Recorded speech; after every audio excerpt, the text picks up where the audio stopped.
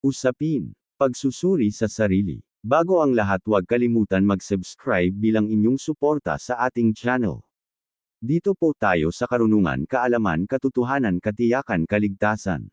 Pagsusuri sa sarili. Makalipas ang ilang araw, sinabi ni Pablo kay Bernabe, balikan natin at dalawin ang mga kapatid sa mga bayan kung saan tayo nangaral ng salita ng Panginoon at tingnan natin kung ano ang kalagayan nila.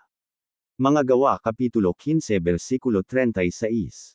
Pagkatapos ng kanilang unang misyong paglalakbay, iminungkahi ni Apostol Pablo kay Barnabas na kailangan nilang muling dalawin ang mga simbahang kanilang itinatag para makita kung ano na ang kanilang kalagayan. Gustong-gusto niyang malaman kung sila'y lumalago bilang mga Kristiyano. Kaya't kanyang sinabi, balikan natin at dalawin ang mga kapatid sa mga bayan kung saan tayo nangaral ng salita ng Panginoon at tingnan natin kung ano ang kalagayan nila. May matututunan tayo dito, kailangan nating suriin ang ating mga sarili upang makita natin ang ating relasyon sa Diyos. Nabubuhay tayo sa panahon ng may matinding espiritual na mga pribilehiyo. Ang Ibanghelo ay halos na ipangaral na sa buong mundo. Mababasa na ang Biblia sa mas mararaming wika kumpara noon. Sa maraming bahagi ng mundo mabilis na lumalago ang mga simbahan. Pero kailangan nating tanungin ang ating mga sarili, mas bumubuti ba tayo dahil dito? Nabubuhay tayo sa panahon ng may matinding spiritual na panganib. Wala pa kailanman na may napakaraming tao sa buong mundo ang nagpapahayag na sila'y mga Kristiyano.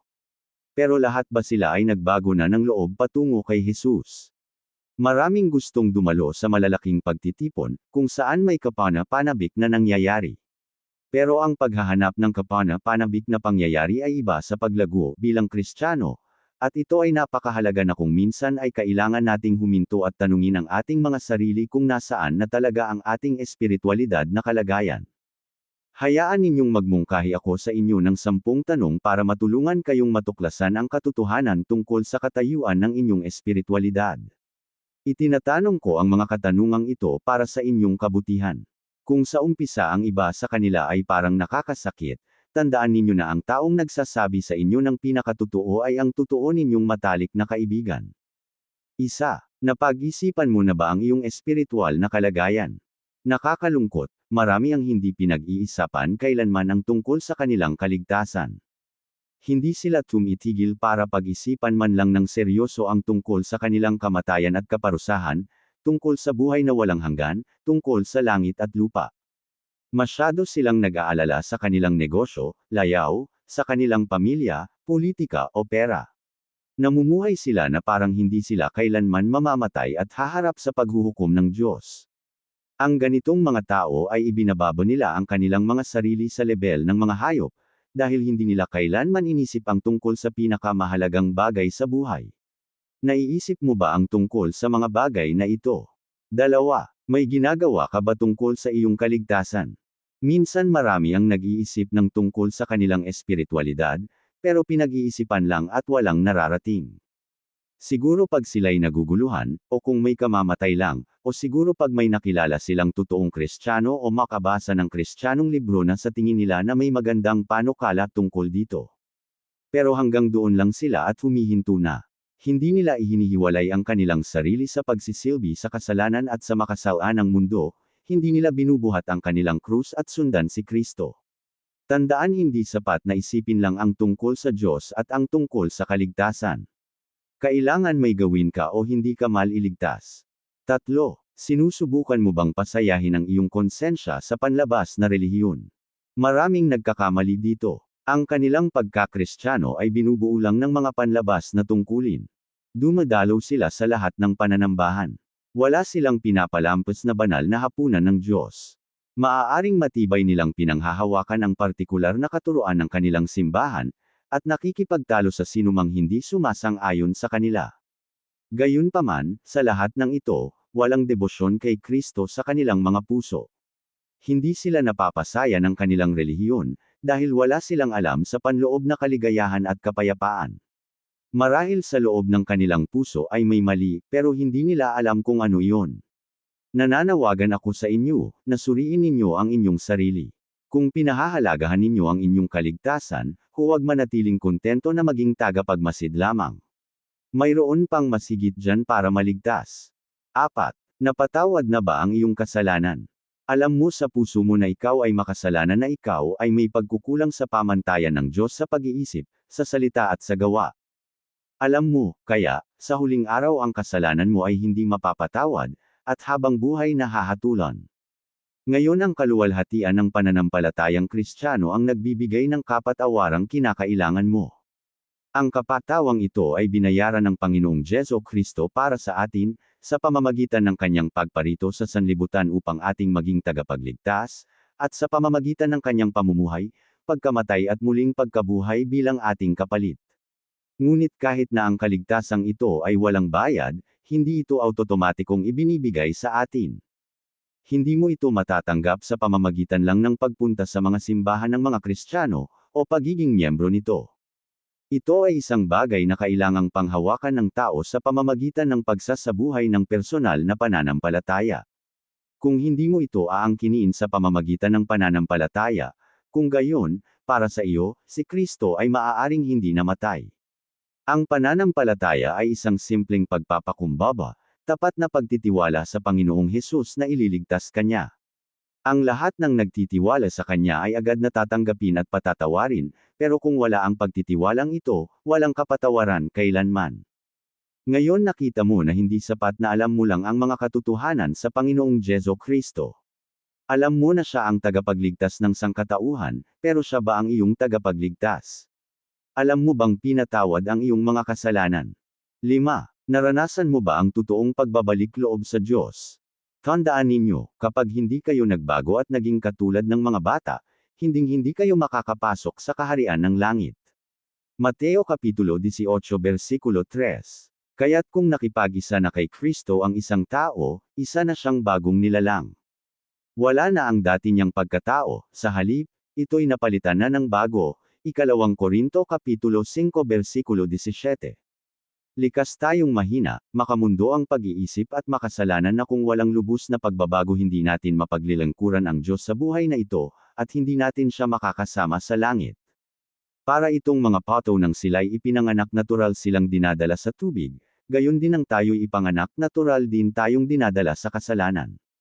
Kung tatalikuran natin ang kasalanan at matutunang ibigin ang Diyos, malaking pagbabago ang dapat mangyari sa atin. At kung ang pagbabagong iyan ang nangyari, makikita ito sa mga bunga. Nakakaramdam ka ba ng kasalanan at pagkamuhi dito? May pananampalataya ka ba kay Kristo at pagmamahal sa Kanya? Mahal mo ba ang kabanalan, at ninanais na lalong maging banal? Nakikita mo ba ang sarili mo na lumalago sa pagmamahal sa mga anak ng Diyos at inaayawan ang pamamaraan ng sanlibutan? Ito ang karaniwang mga palatandaan na laging kasunod ng konbersyon sa Diyos. Saan ka nakatayo ngayon? 6. May alam ka ba sa tunay na kabanalan ng Kristiyano? Nilinaw sa Biblia na kung walang kabanalan, walang makakakita sa Diyos. Ang kabanalan ay ang hindi nagbabagong resulta ng tunay na pagbabagong loob. Ngayon ang kabanalan ay hindi pagiging ganap na perpekto, ganap na malaya sa kasalanan. Sa langit lang ito umiiral. Maging ang kabanalan na ating natanggap ay patuloy pa rin ang pakikipaglaban at pakikibaka. Ngunit kahit na hindi perpekto ang kabanalan sa buhay na ito, gayunpaman ito ang katotohanan. Ang totoong kabanalan ay ginagawa ng tao ang kanyang tungkulin sa kanyang sariling tahanan at sa trabaho, at makakaapekto ito sa paraan ng kanyang pang-araw-araw na pamumuhay at makakayanan ang kanyang mga problema. Ito ang magpapababang loob sa kanya, mabait, hindi makasarili, maunawain sa iba, mapagmahal at mapagpatawad. Hindi ito maglalayo sa kanyang pangkaraniwang gawain sa araw-araw na pamumuhay, pero makakatulong ito sa kanyang pamumuhay bilang Kristiyano kahit saan man siya tawagin ng Diyos. 7. May alam ka ba tungkol sa pagtatamasa sa kaparaanan ng biyaya? Sa kaparaanan ng biyaya, may 5 pangunahing bagay na nais kong sabihin: pagbabasa ng Biblia, pananalangin ng pribado, pakikisalamuha sa ibang Kristiyano sa pananambahan, pagtanggap ng banal na hapunan at panatilihing banal ang araw ng Panginoon. Magiliw na hinirang ng Diyos ang mga bagay na ito para mailapit tayo sa pananampalataya kay Kristo o para matulungan tayong lumago bilang Kristiyano. Ang ating espiritual na katayuan ay depende sa paraan ng kung paano natin gagawin ang mga ito. Pansinin, ang sinabi kong sa paraan ng kung paano natin gawin ang mga ito, dahil walang automatikong benepisyo sa paggawa ng mga ito. Ito ay napakahalaga kung paano natin ginagawa ang mga ito. Kaya kailangan ko kayong tanungin, nasisiyahan ka bang basahin ang salita ng Diyos? Ibinubuhos mo ba ang iyong puso sa Diyos sa panalangin? Ang araw ng Panginoon ay kasiya siya sa iyo habang nagpupuri, nananalangin at sa pagsasama-sama ng mga Kristiyano. Kahit na wala silang ibang layunin, sa kaparanan ng biyaya, ay kagamit-gamit pa rin bilang pagpapakita ng ating tunay na espiritual na katayuan.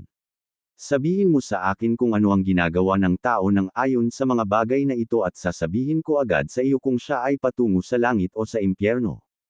8. Nasubukan mo na bang gumawa ng mabuti sa sanlibutan? Sa mundo, ang Panginoong Hesus ay pumunta sa iba't ibang dako upang gumawa ng kabutihan, mga Gawa Kapitulo 10 versikulo 38. Sa simula pa lang ang totoong Kristiyano ay sinubukan ng sundan ng kanyang halimbawa. Nang sinabi ng Panginoon ang kwento tungkol sa mabuting Samaritano, Lucas Kapitulo 10 versikulo 25 hanggang 37, nagtapos siya sa pagsasabi ng humayo kayo at ganito rin ang gawin ninyo. Mayroon laging pagkakataon na gumawa ng mabuti. Ang tanong lang ay kung gusto ba talaga natin itong gawin. Maging ang mga walang perang maibibigay ay makakagawa ng mabuti sa may sakit at sa mga may ibang mga problema, sa pamamagitan ng paglalaan ng oras sa kanila at sa pagpapakita ng pagdamay at pag-aalaga. Basahin ang kwento ng mabuting Samaritano.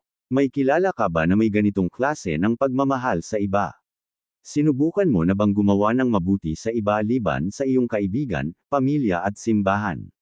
Namumuhay ka ba bilang kanyang disipolo na pumunta sa iba't ibang dako upang gumawa ng kabutihan, at inutusan tayong sundan siya bilang ating halimbawa? Juan Kapitulo 13 versikulo 15. Siyam. May nalalaman ka bang namumuhay sa nakagawiang pakikipag-isa kay Kristo? Sa pamamagitan ng pakikipag-isa, ang ibig kong sabihin ay nakaugali ang pagsunod kay Kristo, kung saan sinasabi sa atin ng Panginoon na ito ang kailangan kung mamumangga tayo bilang mga Kristiyano, Juan Kapitulo 15 versikulo 4 hanggang 8. Kailangang malinaw nating maintindihan na ang pakikipag-isa kay Kristo ay higit pa sa pagiging Kristiyano. Ang lahat ng nagsisi sa kasalanan at lumapit kay Kristo ay isa ng Kristiyano, at nasa kanya na si Kristo. Pero napakaraming hindi nakakarating sa ganitong katayuan. Dahil sa kamangmangan, katamaran, pagkatakot ng tao, pagkaibig sa sanlibutan, o ang ilan ay dumaranas ng kasalanan na hindi na naaayos, mayroon lang silang kaunting pananampalataya, kaunting pag-asa, kaunting kapayapaan at kaunting kabanalan, ipinamuhay nila ang kanilang buong buhay na namungalang ng 30 beses, Mateo Kapitulo 13 versikulo 8. Iba ang pakikipag-isa kay Kristo. Ito ang nararanasan ng mga patuloy na nagsusumikap upang lumago sa biyaya, sa pananampalataya, kaalaman, pagsunod sa lahat ng kalooban ni Kristo. Nararanasan ito ng mga nagsusumikap patungo sa layunin, Filipos Kapitulo 3 versikulo 14. Ang pinakalihim ng pakikipag-isa ay ang tuloy-tuloy na pamumuhay sa pananampalataya kay Kristo at patuloy na paglapit sa Kanya para sa lahat ng pangangailangan natin. Maaaring sabihin ni Apostol Pablo, "Pero sa akin, ang buhay ay para kay Kristo," Filipos Kapitulo 1 versikulo 21, at hindi na ako ang nabubuhay ngayon kundi si Kristo na ang nabubuhay sa akin, Galatia Kapitulo 2 versikulo 20.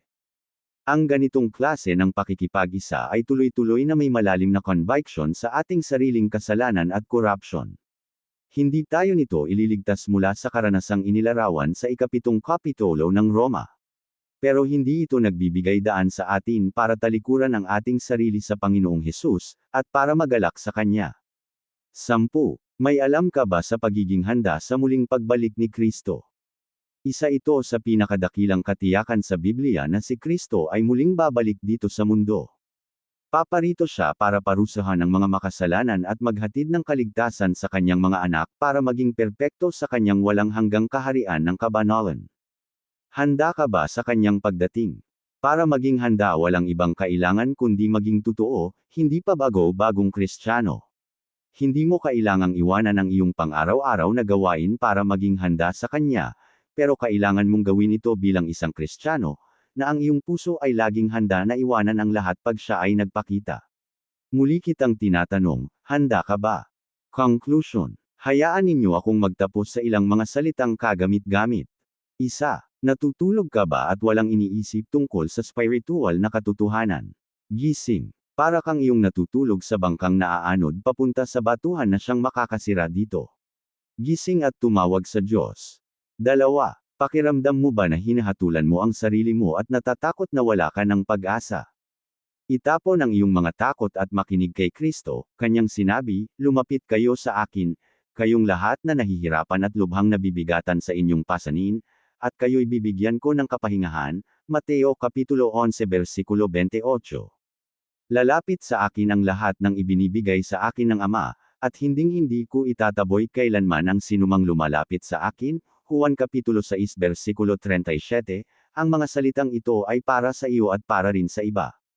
Dalhin ninyo kay Kristo ang lahat ng inyong mga kasalanan at pagkakasala, kawalan mo ng paniniwala at pag-aalinlangan, kawalan ng kakayahan at mga kahinaan dalhin ang lahat ng ito kay Kristo. Ang taong ito'y nakikisama at nakikisalo sa mga makasalanan, Lucas Kapitulo 15 versikulo 2. Tatanggapin ka niya. Tumawag ka na sa kanya ngayon din. 3. Ipinapahayag mo ba na ikaw ay mananampalataya ni Kristo, pero wala kang gaanong kagalakan, kapayapaan at kaginhawahan? Suriin mo ang iyong puso ngayon, at tingnan kung ang pagkakamali ay hindi lahat sa iyo. Malamang kakaunti lang ang nagagawa mo o walang pagsisikap, kontento na sa maliit na pananampalataya, pagsisisi at pagpapakabanal, at nag-aatubuli sa pagiging masigasig sa buhay Kristiyano. Kung gayon, hinding-hindi ka magiging masayang Kristiyano, liban na lang kung papalitan mo ang iyong mga pamamaraan. Magbago ka na ngayon. Simulan mo nang ibigay ng buong puso ang iyong pagiging Kristiyano. Magsikap na mapalapit kay Kristo, manatili sa Kanya, kumapit sa Kanya, umupo sa Kanyang paanan tulad ni Maria, at malayang uminom sa bukal ng buhay. Saka lang mapupuno ang iyong kagalakan. 4. Mananampalataya ka ba, pero may suliranin sa pangangamba at takot, dahil sa iyong panlulapaypay, kahinaan at pakiramdam ng kasalanan. Tandaan mo ang sinasabi ng Biblia tungkol kay Jesus, hindi niya babaliin ang tambong marupok, hindi rin niya papatayin ang aylawang umaandap, hanggang katarungay hindi nagtatagumpay ng ganap, Mateo Kapitulo 12 versikulo 20. Ang mga salitang ito ay para sa iyo, maging ang nanlulapaypay na pananampalataya ay mas mabuti kaysa sa walang pananampalataya. Ang maliit na butil ng buhay ay mas mabuti kaysa sa walang buhay, marahil ay masyadong malaki ang inaasahan mo sa mundong ito, nakakalimutan mo na wala ka pa sa langit. Huwag kang umasa ng malaki sa iyong sarili, pero umasa ka ng malaki kay Kristo. Lalo kang tumingin kay Jesus, at huwag masyadong tumingin sa iyong sarili. 5. Panghuli, minsan ba ikay umaasa dahil sa mga pagsubok na nararanasan mo sa iyong buhay? Tumingin kay Kristo. Siya ay lubos na dumaramay, dahil siya mismo ay naghirap. Nasa kanang kamay siya ng Diyos. Ibuhos mo ang iyong puso sa Kanya. Mas higit pa sa pakikiramay ang magagawa niya sa iyo, tutulungan ka niya. Kailangan mong matutunang lumapit sa Kanya. At iyong tandaan maikli lang ang buhay. Balang araw ay matatapos din ito at tayo'y nasa piling na ng Panginoon. Kinakailangan kayo'y magtiis upang masunod ninyo ang kalooban ng Diyos at matanggap ninyo ang Kanyang ipinangako. Sapagkat, kaunting panahon na lamang, hindi na magtatagal, at ang darating ay darating na, Hebreo Kapitulo 10 versikulo 36 hanggang 37. Kalakasan natin ang magtiwala sa dakilang Panginoon Hesukristo dahil nasa Kanya ang tunay na karunungan, kaalaman, katotohanan, katiyakan, kaligtasan.